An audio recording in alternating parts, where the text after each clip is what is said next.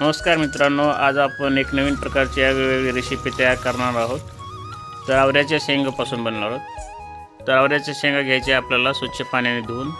त्यानंतर त्याला देठ जी असते ती देठ सोलून काढायचे आणि त्या शेंगाचे असे 2 भाग करायचे त्याप्रमाणे.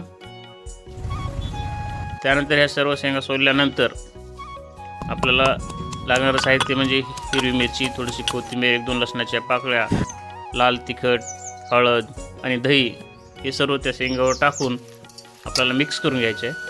व्यवस्थित मिक्स झाल्यानंतर त्याला एक 5 ते 10 मिनिटासाठी आपल्याला ठेवायचं आहे. त्यानंतर कढईमध्ये थोडंसं तेल घेऊन त्या तेलामध्ये जिरे टाकून ते व्यवस्थित कडल्यानंतर ते शेंगा त्या तेलामध्ये फ्राय करून घ्यायचे आहेत. व्यवस्थित फ्राय झाल्यानंतर ते आपल्याला जेवताना तोंडी लावण्यासाठी आपल्याला वापरता येते.